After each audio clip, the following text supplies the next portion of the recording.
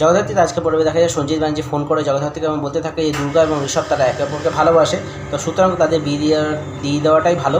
আপনার আসুন একদিন পাকাপোক্তভাবে কথাবার্তা বলি এবং দুইজন পরিবারের মধ্যে এবং সম্পর্কটা আরও দৃঢ়ভাবে গড়ে তুলি। তখন জগদ্ধাত্রী জিজ্ঞাসা করে যে আপনি কে, কিন্তু সঞ্জিত ব্যানার্জি সেই নামটা কিন্তু বলতেই চায় না, তার ফোনটা কেড়ে দেয় এবং তখন ঋষভ বাবা এসে বলতে থাকে তুমি একজন ক্রিমিনাল, তুমি আমার ছেলের সম্পর্কে তৈরি করার কে।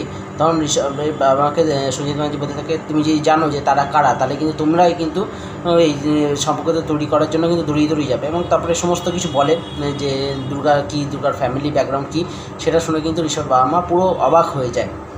তারপরে জগদ্ধাত্রী বলতে থাকে আমি ফোনে বারবার জিজ্ঞাসা করছিলাম যে কে কথাটা বলছে, সে কিন্তু বললো না, কিন্তু আমার গলাটা খুব চেনে চেনে লাগলো। তারপরে স্বয়ম্ভু এসে বলতে থাকে দুর্গাকে যে তুই এত তাড়াতাড়ি বিয়ে করে চলে যাবি, আর কিছু দিন থাকলে কত ভালো হতো। তারপরে বই দিয়ে আসে এবং সবার মধ্যে একটা বলতে গেলে ভাব ভালোবাসার একটা আদান প্রদান হতে থাকে। তারপরে দেখতে পাওয়া যায় যে পুরো ডিপার্টমেন্টের লোককে নিয়ে জগদ্ধাত্রী এবং স্বয়ম্ভু সঞ্জিত ব্যানার্জি বাড়িতে পৌঁছে যায়। সেখানে গিয়ে কিন্তু কিছু পায় না খুঁজে খাজে, এবং সেখানে গিয়ে দেখা যায় যে বেশ কিছু পুরানো বইপত্র ঘাঁটতে থাকে জগদ্ধাত্রী। তার মধ্যে একটা ডায়েরি পায়, ডায়েরিটাকে যখন ভালো করে দেখতে থাকে তখন দেখা যায় যে সঞ্জিত ব্যানার্জির এখনকার যে যারা আত্মীয় রয়েছে তাদের বেশ কিছু নাম উঠে আসে। সেটা দেখে কিন্তু অবাক হয়ে যায় জগদ্ধাত্রী।